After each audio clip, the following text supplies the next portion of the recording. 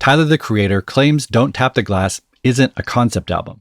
And sure, on the surface, that checks out. There's no grand narrative, no dense, heady lyrics. In his words, it's a fun, short, upbeat, urgent, braggadocious album. It's made for dancing first and everything else second. But that in itself is kind of a concept. And because Tyler is a brilliant artist who's now incredibly good at executing even his simplest ideas, Don't Tap the Glass can't help but carry a conceptual framework. For instance, it begins and ends with the same sound. Here's the very start of the project. Welcome. And now, the very end. Thank you. Until next time.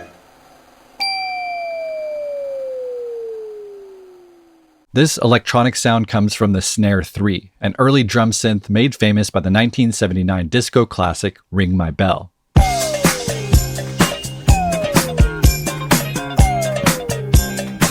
Tyler using this iconic disco sound to bookend his dance album, that's a choice. And so is this.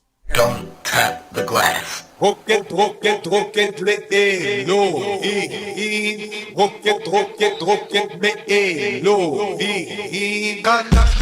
This is the very first sample we hear on the album opener Big Po. It's taken from Junnin, a 2015 collaboration between Shai Ben Zur and Radiohead's Johnny Greenwood. The vocals are sung in Hebrew, and when translated, they reveal what feels like the unspoken thesis for the entire album. Dancing, dancing, dancing for God. Dancing, dancing, dancing from God. Paired with the disco bell, this opening sample frames dancing, and by extension Tyler's dance album, as both a spiritual practice and a divine gift. So while Tyler may downplay the significance of Don't Tap the Glass, today's episode of Dissect explores why this album is more intentional and more conceptual than it seems. We'll break down key samples, explore the album's sacred rules, and of course, try to figure out what exactly Tyler means when he says, "Don't tap the glass."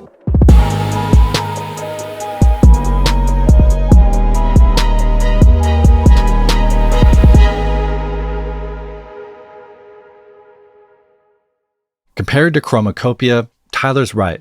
Don't Tap the Glass isn't a high concept project. Chromakopia wrestled with weighty themes like aging, identity, love, loss, and the slow erosion of self that adulthood threatens to bring. It was an emotional and spiritual tour de force, one that took time to excavate.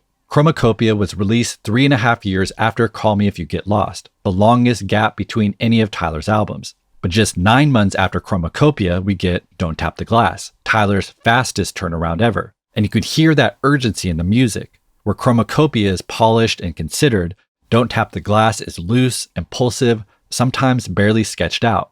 But that's the point. The album feels spontaneous, the kind of energy you can't plan, only capture. Commercially, Tyler didn't need to write or release this album while still touring Chromakopia. But artistically, the project sounds like something he had to get out of his system.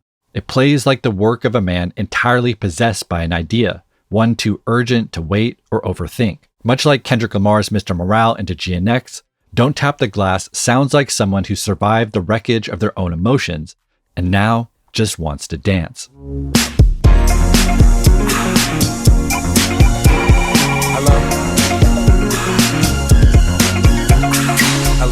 And this is what I mean when I say that despite Tyler's own reservations, Don't Tap the Glass is conceptual on some level, because the spontaneity felt in its creation mirrors exactly the spontaneity of dance, movement that requires you to stop thinking and start feeling, to fully surrender your spirit to the music. Dance is a different type of emotional and spiritual excavation, one executed through body movement, through sweat, through connection with others. And so if Chromakopia confronts the dangers of adulthood, how it dims your light and buries your inner child, then Don't Tap the Glass is the sound of that light not only surviving, but thriving. Because what is more free, more instinctual, more pure, more childlike than dance? Welcome. Number 1, body movement. No sitting still. Number 2, only speak in glory. Leave your baggage at home. None of that deep shit. Number 3, don't tap the glass. For me, Tyler's sacred view of dance is implicit in the code of conduct recited at the album's start, as if we're being escorted to an exhibit by a museum guide. The first rule, body movement, no sitting still, is a warning. To listen to Don't Tap the Glass without moving is like watching Oppenheimer on your phone. Technically, you can do it, but you miss the entire point of the curated experience. Don't Tap the Glass is not an album to be observed, it quite literally demands active participation. And even if Tyler wasn't consciously thinking about it, this urge to dance taps into something ancient, a tradition where dance has always been a form of ritual, release, and communal connection. Dance in ancient cultures was not a spectacle or performance, it was a collective experience, a way to move through grief, celebrate joy, and feel something beyond language. Dance was also inseparable from the sacred. Indigenous cultures across Africa and the Americas used dance in ceremonies to communicate with spirits. By the 18th and 19th centuries, social dance moved into more secular public spaces, like ballrooms, salons, and later jazz halls. But the primary function remained the same: connection. In times of industrialization, war, and migration, dance halls became sanctuaries where people came to move, to feel seen, to touch, to belong. The 20th century saw an explosion of dance clubs: Harlem Savoy Ballroom, Chicago house parties, Detroit techno warehouses, and queer disco clubs like The Loft and Paradise Garage in 1970s New York. These became safe spaces for release, diversity, rebellion, and radical joy. For marginalized communities especially, the dance floor became sacred again, a place where trauma was exercised through sweat and movement, and where freedom could be felt in real time. This to me is present in rule number 2. Only speak in glory. Leave your baggage at home. Tyler makes it clear this space is sacred, reserved only for glory, for praise, for worship. On one hand, Tyler is once again setting expectations. The baggage he tells us to leave behind is everything Chromakopia unpacked. That deep emotional weight doesn't belong here. Don't Tap the Glass is about money and eating pussy, and Tyler doesn't pretend it's anything else. But using the word glory is another deliberate choice, especially when you consider that opening Hebrew sample: dancing, dancing, dancing for God, dancing, dancing, dancing from God. Glory comes from the Latin gloria, meaning fame or honor, but in biblical language, it evolved to describe the radiant, overwhelming presence of God. And that's what Tyler gestures toward here: the holy ritual of dance, the sacred union of music and movement as a pathway to something higher. It's the dance floor as consecrated ground, a place to sweat out mental toxins and shed self-consciousness, a place where judgment is unwelcome and joy is a form of worship.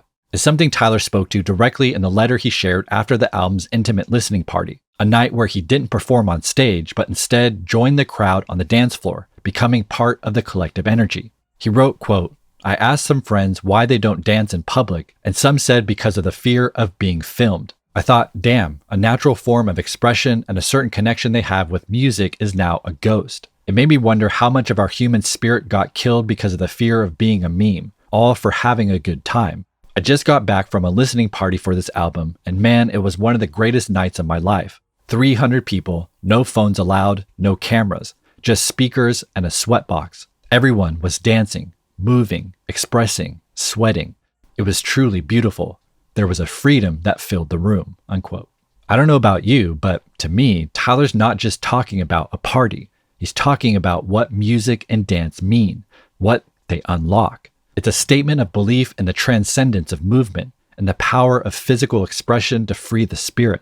And crucially, it's a rejection of the surveillance age, where spontaneity is policed by the threat of being turned into content. And that brings us to the album's third and final rule: don't tap the glass. It's a play on the signs at aquariums or zoo exhibits, where knocking on the glass walls can upset the animals. It's essentially a do not disturb sign on a hotel door. Tyler is asking us not to kill the vibe, to keep the dance floor sacred, free from the baggage of social media, performance, and the intrusive glass screen of your phone pulling you out of the moment. However, an exhibit behind glass also implies display and preservation. And what exactly is behind the glass of this album? Well, it's Big Poe, Tyler's alter ego introduced on track 1, who embodies the history of music he reveres as sacred. Nigga, I'm Big Poe. Nigga, I'm Big Poe. Bitch, I'm Big Poe.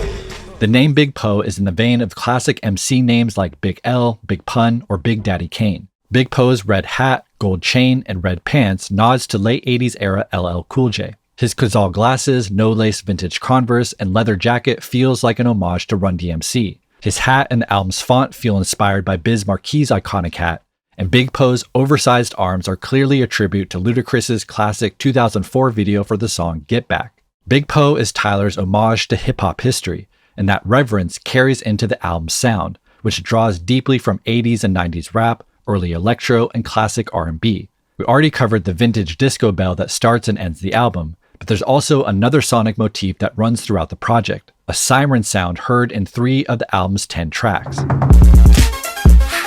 me just taste it. We ain't gotta cuff nothing. Get your funky ass in that tub, bitch.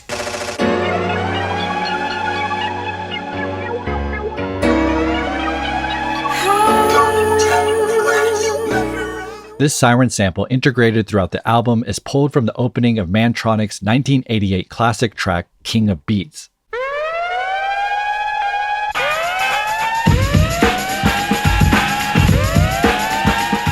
Produced by the highly influential Curtis Mantronic, King of the Beats is a foundational track in hip-hop history, known for its early, innovative use of sampling, drum machines, and sequencing.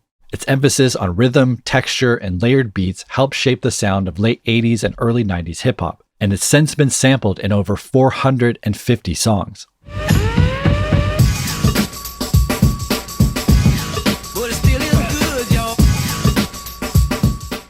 Tyler's use of the iconic King of the Beats sirens is not just an homage to Mantronix, one of the most influential production duos in hip-hop history. It also nods to the work of another legend, Jay Dilla, who famously threaded the same siren throughout his classic album, Donuts.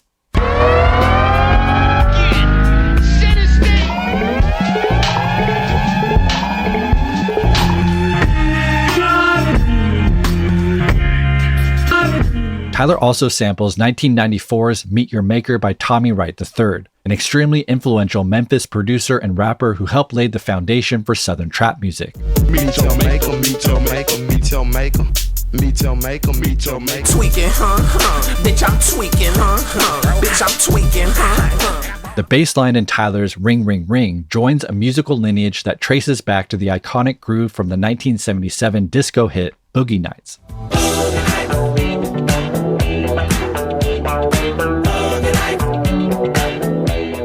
Boogie Nights composer Rod Temperton was recruited by Quincy Jones to write for Michael Jackson, penning hits like Thriller, Rock With You, and Off the Wall, which borrows its bass line from Boogie Nights.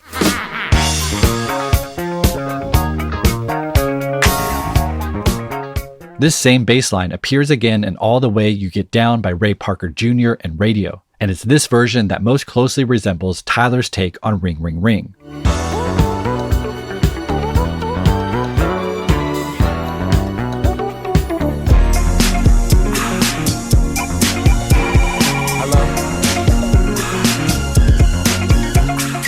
From Big Po's classic b-boy fashion to the album's eclectic blend of Black American music styles, Tyler the Creator stands as a torchbearer of Black musical tradition. And at this point in his career, his influences don't feel borrowed or imitated. They're fully absorbed into a sound world that is unmistakably his. And this natural synthesis of past, present, and future is what I see in Big Po, standing behind the glass. I see preservation. I see lineage. I see an artist who embodies the history of hip-hop, who channels its spirit of rebellion and experimentation, who honors its past while propelling it forward. This man behind the glass is to be protected, to be admired, to be respected, which is why, to me, Don't Tap the Glass is more conceptual than Tyler gives it credit for, because he embodies all of this so effortlessly, simply by creating authentically. And that alone is more important than any grand, high art concept. So sure, the album might not follow a narrative arc or wrestle with any heavy themes, but this project isn't asking to be dissected, it's demanding to be lived, to be honored as part of a long-living tradition where dance is both divine expression and cathartic release. Don't Tap the Glass's concept lives in its eclectic, DJ-like mashup of genres and eras. It's in the sacred rules Tyler sets. It's in the spontaneity he captures, the history he preserves, and the creative freedom he protects. It's everything Tyler the Creator has chosen to enshrine, to defend, to keep alive behind the glass. I'm that guy trying to get my paper, baby. I'm